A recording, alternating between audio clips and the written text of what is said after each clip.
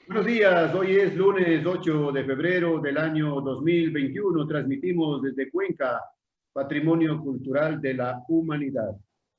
A esta hora estamos saludando y dando la más cordial bienvenida al doctor Diego Delgado Cara, del colectivo Abogados por la Patria. Diego, buenos días. Gracias por aceptar nuevamente la entrevista.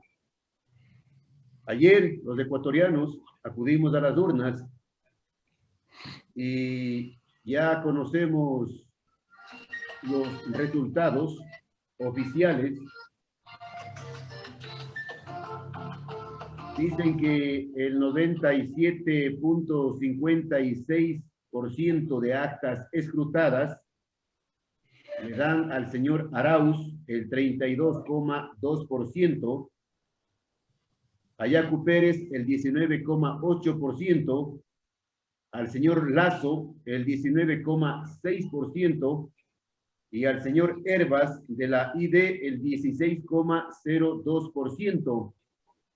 Los ecuatorianos queremos conocer, Diego, cuál es una primera lectura sobre este proceso electoral y los resultados.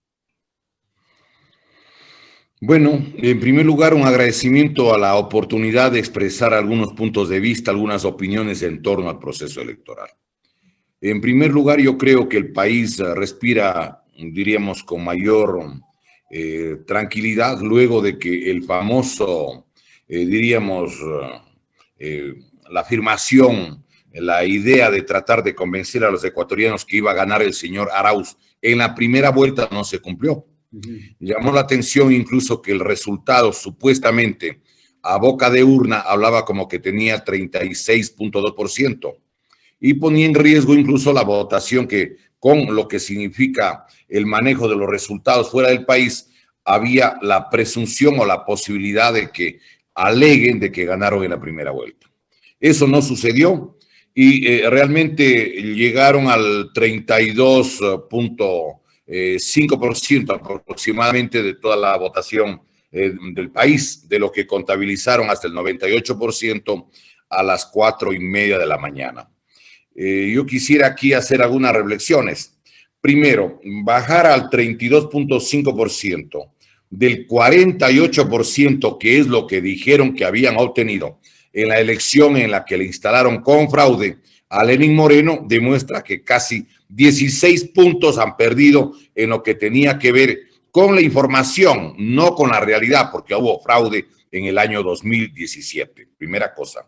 Segunda cosa que llamó la atención es de que ellos tenían esta votación ahora, luego de haber ofrecido $1,000 a cada persona que vote por ellos y que además esté o asome en la primera semana, luego del 24 de mayo, para darle $1,000 a 1,000,000 de personas.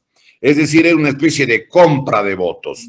Esto vale la pena señalar porque demuestra que el 68% de los ecuatorianos no estuvo de acuerdo con esa opción en la que tan fervorosa y rabiosamente trabajaron. Además, hay dos elementos que vale la pena señalar.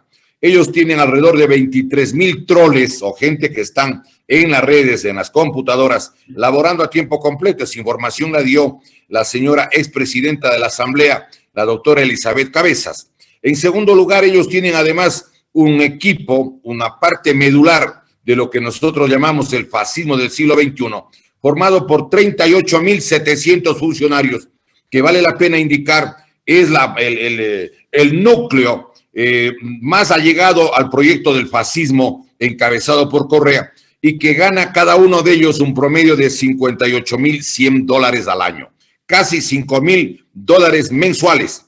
Y ellos al año reciben $2,248 millones. Prácticamente en 4 años, este núcleo de los 38,700 funcionarios, que es un cálculo que lo hizo en el año 2016, justamente el economista Pablo Dávalos, a raíz que se buscaba dinero para efectos de financiar los daños del terremoto de la provincia de Manabí de Esmeraldas.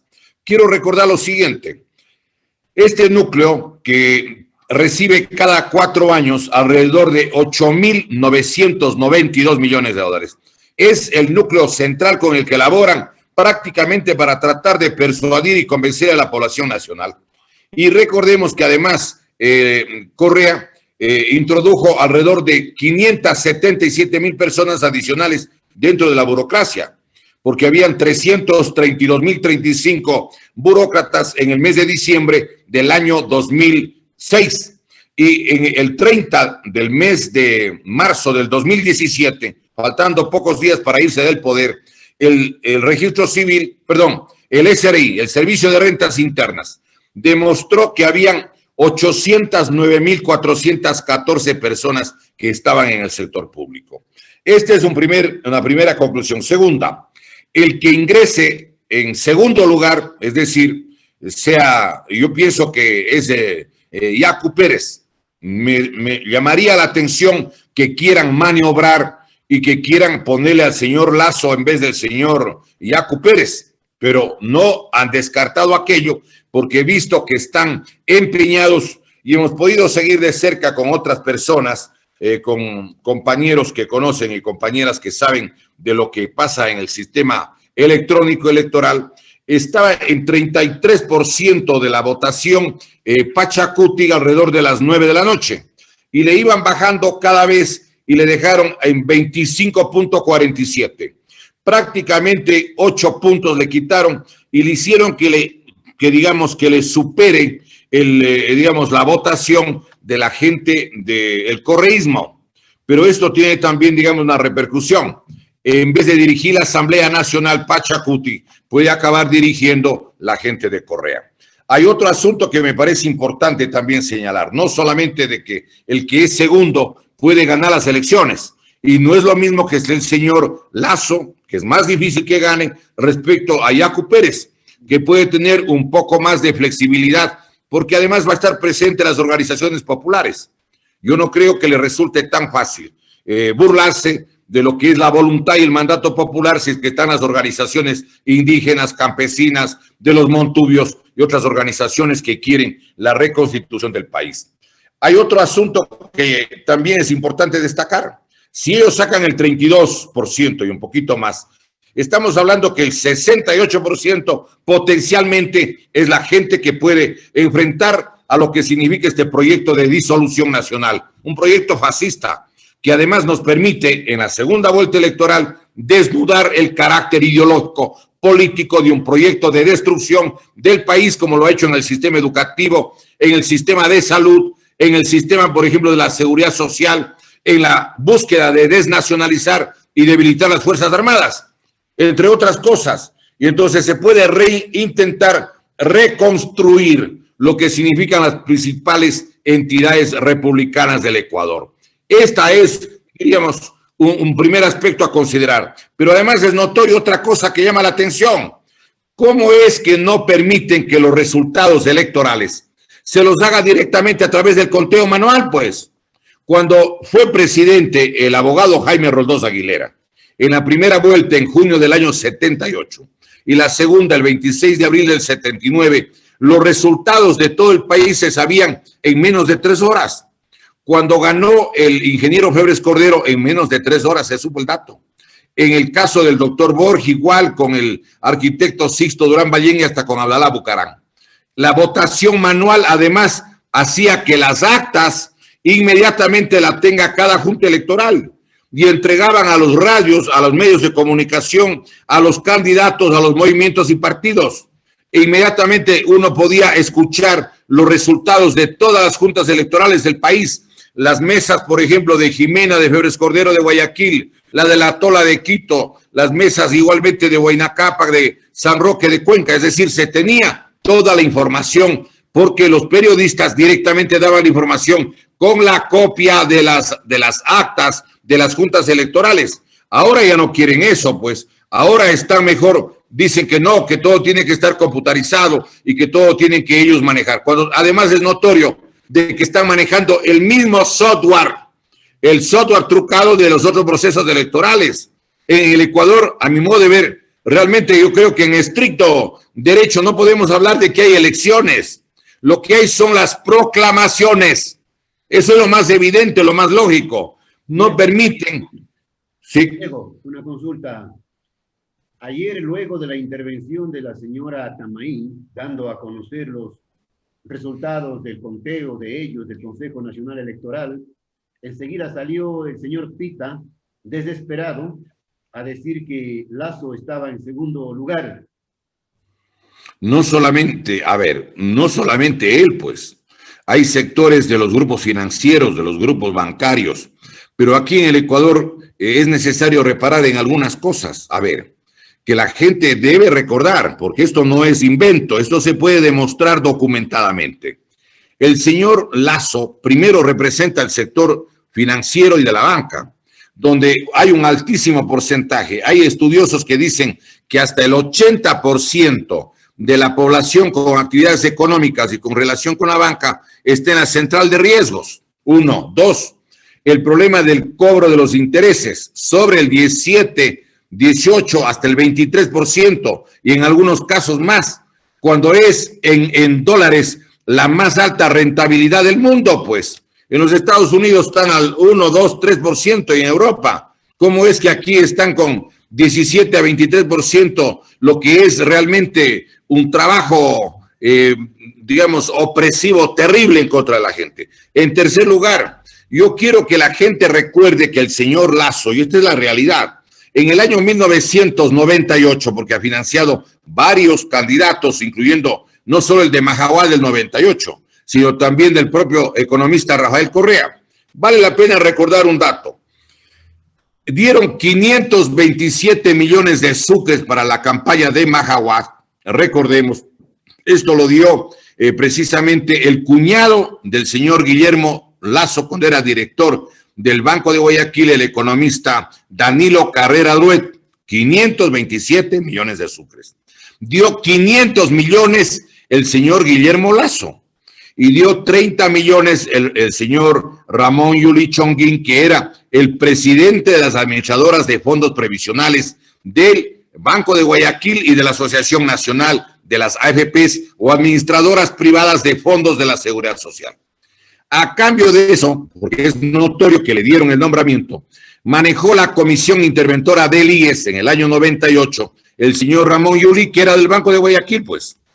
Y en dos entrevistas que le hicieron en la Radio Democracia en el año 2019, el señor Lasso plantea de que lo mejor sería de que exista la modalidad de que las personas que deseen, en vez de dar los recursos al IES, podrían tener la opción de las cuentas individuales, de tal manera que podrían depositar en cuentas particulares dentro de la banca privada. Esto significa en el fondo sustraer dinero para la solidaridad de todos los que son jubilados del Ecuador, pues. Eso significaría prácticamente tomarse una parte de los fondos de la Seguridad Social, que es, recordemos, es el mayor depósito de dinero contante y sonante de la República. Porque el IES, la Seguridad Social, recibe el 20.6% de todos los sueldos, de todos los salarios, del sector público y del sector privado. Estamos hablando como de 4.000 millones de dólares. Y entonces ellos quieren ir por ahí. Y yo pienso que se puede hablar con Yacu Pérez, se puede intentar conversar y plantearle algo que ningún candidato quiere hacerlo. Señores, den la administración del dinero del IES a los dueños, a los trabajadores y a los jubilados.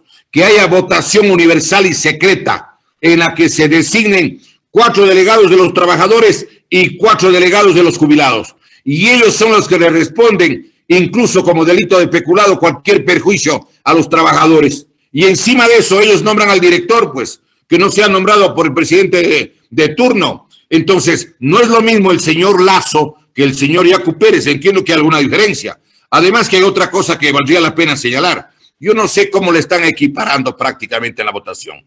Porque en la provincia del Guayas, entiendo que le gana Yacu Pérez al señor Lasso. Y en las provincias de la Sierra Central, por ejemplo, digamos, la opción de este sector político tiene el 40% en la provincia de Cotopaxi, tienen alrededor del 40% en Tungurahua, alrededor del 40% en el Chimborazo, en Cañar y en el Azuay se incrementa incluso, es más que el 40%.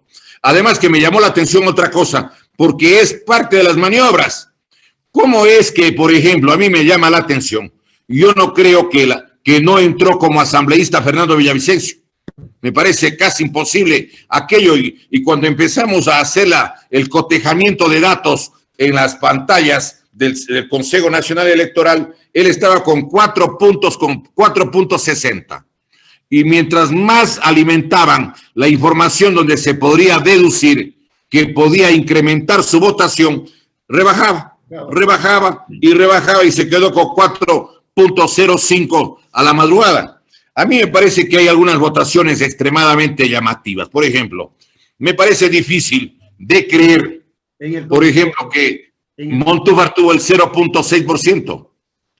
Me parece eso muy difícil. Además, otra cosa que vale la pena señalar, no solo que no permiten la contabilización directa o como era antes. A ver, muy bien, contra el fraude, ¿qué cosa? La contabilización de las papeletas directo. Se le dan los resultados de la Junta Electoral y los datos de la Junta Electoral es lo único que permiten para que se contabilice la votación nacional. Otra cosa, los votantes fantasmas. Ayer habían más de 1,5 millones de votantes fantasmas. Yo tengo aquí la información, mire usted. Resulta que en las elecciones del 24 del mes de marzo del 2019 se establecía que los mayores de 16 años por parte del INEC, del Instituto Nacional de Estadísticas y Censos, eran 11.464.892 ecuatorianos. 11.464.000. El Consejo Nacional Electoral, el mismo que es el que manejó la votación del año 2019 del 24 del mes de marzo, dijo que eran 13.261.994 votantes mayores de 16 años. Allí hay una diferencia de 1.797.102. 1.797.000, casi 1.800.000. Pero hay dos novedades. Una, ¿cómo es que ahora dicen que han disminuido 200.000 votantes? Pero si era 1.797.000 el número de votantes fantasmas, estamos hablando de que más de 1,5 millones de votantes fantasmas. Para decirlo exactamente, 1.597.000. Y una segunda cosa, si es que este es el número de mayores de 16 años, el dato que da el CNE, 13.261.994 personas mayores de 16 años. Se requiere que el Ecuador hubiese tenido en marzo del 2019 sobre los 20.300.000 personas, habitantes, es decir, 3 millones inflado. Y hay otros datos adicionales que valdría la pena señalar. Por ejemplo, cómo es que en las votaciones del año 2019, recuerde usted que ganaron todos los candidatos que eran parte de la Alianza Social Cristiana Correísmo. Le demuestro. Las candidaturas del Guayas, donde ganó la abogada Cintia Viteri, ganó con la prefectura del señor Carlos Luis Morales. Carlos Luis Morales era el que encabezó la lista de concejales para la candidatura de doña Viviana Bonilla. Acuérdese usted. Es decir, era una alianza de los correístas con Carlos Luis Morales y los socialcristianos con la señora justamente Cintia Viteri. Y en Quito igual, pues. ¿Quiénes son los que ganan en Quito? La lista de esta misma mixtura social cristiana con el correísmo. Pruebas al canto. Gana el señor Yunda, pero la persona que encabezaba la lista de concejales era el director del Partido Social Cristiano y candidato a asambleísta por Pichincha, el doctor Santiago Guarderas, hoy vicealcalde de Quito. Ya, Diego, antes de que se acabe el tiempo de la entrevista, tengo 2 o 3 preguntas, Diego. Perfecto. Sobre el tema de las elecciones. Por ejemplo, el pacto, convenio, alianza entre Creo y Social Cristiano en Guayas no les dio ningún resultado favorable. Bueno, la votación nacional incluso. Por eso me llama la atención. Mire, ahí hay una cosa de orden lógico que vale la pena aquí que meditemos. Por ejemplo, a ver, mientras Pachacuti estaba con el 28.20% de la votación, de asambleístas, oírame, 28.20%, estaba con 16, 17% para el presidente de la República. Y en cambio estaba la Unión por la Esperanza o los correístas, estaban con 23.70%. Y estaban ellos con más del 30% para presidente. Hay una contradicción evidente. Y mire, mientras Creo tenía el 8.93 y luego 8.96%, 8.96%, y el Partido Social Cristiano empezó teniendo 5.51 y subió a 6.12.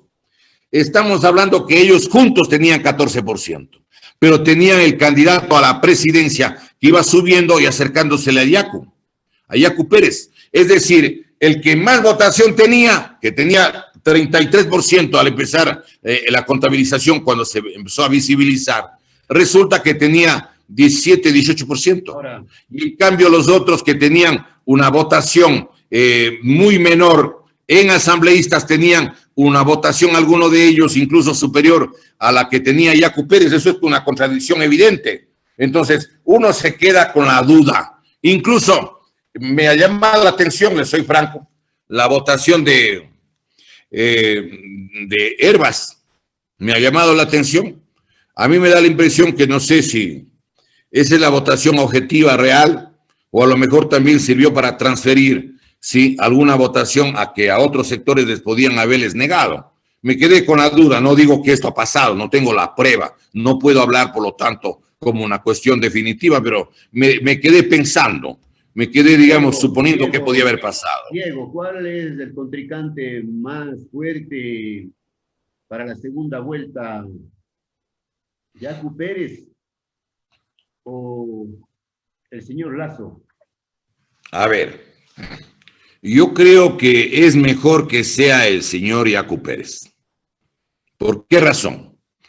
Primero porque se supone que él tendría que atender los requerimientos de las organizaciones populares. Él ha estado preso 3 veces durante el gobierno de Correa. No es una persona que está cercana a Correa, por lo tanto se supone. Y además de eso, hay 3 banqueros que financiaron la campaña de Correa en el año 2006. Uno, el señor Guillermo Lasso, que dice que le visitó Correa 4 veces. Y en una de esas visitas le mandó dando $50,000. Y que yo entiendo que le dio en cheque. Y que por eso Correa nunca se atrevió a tocarle al señor Guillermo Lasso, porque tenía el cheque de la plata, pues. Si le dio $50,000 en una visita, de las 4 que hizo, y lo que está publicado en el diario El Comercio de Quito del día sábado 2 de febrero del 2013 en la página 4, es una prueba de quién le aportó para la campaña y evidentemente no creo que el señor Lasso iba a financiar la campaña de izquierdistas, no. Lo que pasa es que el señor economista Rafael Correa él era del grupo de oración San Pablo vinculado a los sectores del Opus Dei que lo dirigía el director espiritual de los gustavinos, el doctor Gustavo Novoa Bejarano, y de donde formaba parte también Alberto Dague y el hermano de Rafael Correa, Fabricio Correa. 1, 2. El otro era Roberto Isaías. Sí, perdón, hay una pregunta que quiere hacer. Diego, queremos saber los ecuatorianos sobre el tema, si se confirma que Yacu Pérez pasa a la segunda vuelta electoral, ¿cuál debería ser la estrategia exitosa de Pérez para ganar la presidencia de la República? Bueno, tiene que darle al pueblo lo que es del pueblo, pues. Eso es lo básico. Por ejemplo, yo no entiendo por qué ningún candidato presidencial... No más demagogia, Diego. Mande. No más demagogia, digo, no más... No, ni siquiera demagogia. Dejen de hablar cosas, una campaña light. Denle la plata de los trabajadores y los jubilados a los trabajadores y jubilados que ellos administren. Primero, allí están 640,000 jubilados. Son aproximadamente 3.700.000 personas que reciben atención médica. Pero allí tiene que también aclararse las cosas. ¿Cómo es posible de que el presidente Correa en el año 2010 incrementó como 1.200.000, 1.400.000 personas para que sean atendidas en el IES sin dar un solo centavo, violando el artículo 369 que prohíbe hacerle que el IES dé prestaciones si no le han financiado? 1, 2, tiene que devolverle el 40% de los aportes que se llevó Correa para quebrarle al IES, porque él era un enemigo del IES y estaba al servicio de la destrucción del IES. 3, tienen o no que rehabilitar todo el sistema educativo. Rehabiliten pues el sistema del bachillerato, recuperemos los normales, las universidades estatales, las universidades fiscales, las escuelas de pedagogía para la formación de los maestros, no las redes con las que hay una cantidad de violadores y acosadores. Tienen que reorganizarse las universidades, devolver la autonomía a la universidad y el libre ingreso a la juventud, Diego, entre otras cosas, claro. Entre otras cosas. Diego, se nos acaba el tiempo, dos consultas nada más, dos preguntas. El tema de los asambleístas para la provincia de la Azuay, de la información que tenemos del Consejo Nacional Electoral, entran 2 de Yacu, un correísta, Marcelo Cabrera, y también estaría entrando uno de la ID. Bueno, en base de la votación general que a nivel nacional han proyectado, pero yo debo decirle algo. Yo lamento de que no esté entre la representación de la SOAI la presencia de Eduardo Ruiz Loba Quesada. Pienso que su convicción, su formación, y yo he tenido ocasión de conocerle durante décadas, es un hombre fiel y firme defensor de los intereses de los trabajadores, de los jubilados, de los maestros, de los intereses nacionales y populares, y es uno de los mejores investigadores de ciencias sociales del Ecuador. Yo creo que lamentablemente esa es una lamentable ausencia, al igual que la de Fernando Villavicencio. Ya, perfecto. Diego, una última consulta. El tema de la votación de la consulta por el agua, el 80% de la población cuencana, de los votantes, se ha pronunciado a favor del agua. Esto sí es un éxito, una esperanza para Cuenca. Bueno, allí hay que meditar en una cosa. Primero, es muy difícil que se pierda la consulta del agua. ¿Quiere usted el agua buena? Pues es como le dije el otro día, es como si le preguntaran, ¿le quieres a tu mamá? O si le querías a tu abuelita. Pero claro, pues no cabe ni preguntar, como dicen. 1, 2. El otro problema que yo veo es que la resolución de la Corte Constitucional, que pudo haber tenido algún tipo de influencia del oficialismo, plantea en la resolución tercera, de que esto es solo para el futuro. Por lo tanto, dejan intacto lo que significa las concesiones y el riesgo de contaminación con cianuro y con mercurio de las tres minas de oro de la SUAY, la de Quinza Cocha, Quinza 3 y Cocha Laguna, o también se llama Loma Larga, como decía el gobierno anterior, la segunda, que es la Proyecto Gavi y el Proyecto Río Blanco. Y yo le decía el otro día, y creo que hay que hacer eso. Hay que analizar, porque la consulta que el pueblo aprobó el día 4 de febrero del 2018 permite que no debe haber explotación minera en áreas urbanas. Busquemos un mecanismo jurídico para que el municipio de Cuenca declare zonas urbanas las zonas en las cuales están yendo a pretender hacer una explotación que va a envenenar de cualquier manera el agua freática o el agua subterránea. Intentemos recuperar y en base a las normas jurídicas y a la consulta del pueblo, que es de carácter obligatorio, intentar recuperar todo lo que significa la preservación ambiental de la gente de esta y de las futuras generaciones, ¿no? Ya, perfecto. Solamente un mensaje final corto para ese 68% de electores que no votaron por Arauz. Bueno, yo pienso que el pueblo ecuatoriano tiene una lección que debemos sacar conclusiones. Y la lección es de que el engaño, el embuste muchas veces existe en la política. Un gobierno que, hablando de soberanía nacional, ha entregado casi gran parte, la mayor parte de la riqueza nacional. Han hablado de que van a modernizar el país y han destruido el sistema de salud, destruyeron el sistema de educación, han tratado de debilitar al máximo y desnacionalizar las Fuerzas Armadas, han tratado de destruir el sistema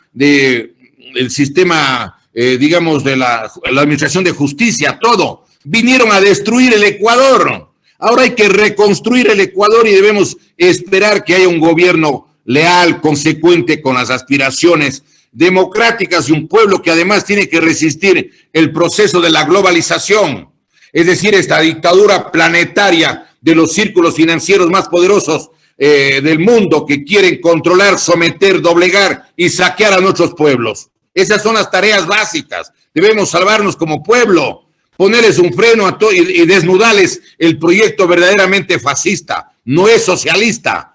Correa no ha sido socialista nunca, él era de los grupos de la extrema derecha y disfrazado y era hombre de la gente de Pérez Cordero y de Sixto Durán, y sus políticas era para destruir las organizaciones populares, para festinar la riqueza nacional, y además querían ganar la presidencia para que les den el indulto y la amnistía y quedarse con la plata que se ha llevado y que de acuerdo al Fondo Monetario, perdón, al Banco Interamericano de Desarrollo y a la Organización Cooperación Económica de Europa sumarían 70.000 millones.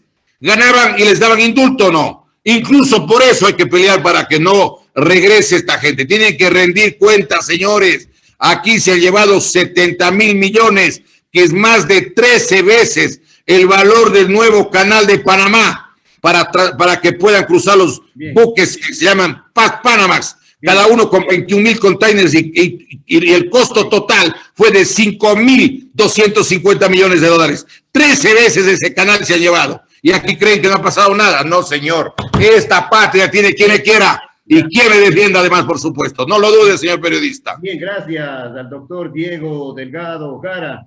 Volveremos pronto para continuar analizando la situación política, social, económica de nuestro querido y amado país. Diego, desde siempre y hasta siempre. Muchísimas gracias. Un saludo y un abrazo a todos los paisanos y a los compatriotas, hermanos nuestros, todos ellos. Muy amable y muchas gracias a usted.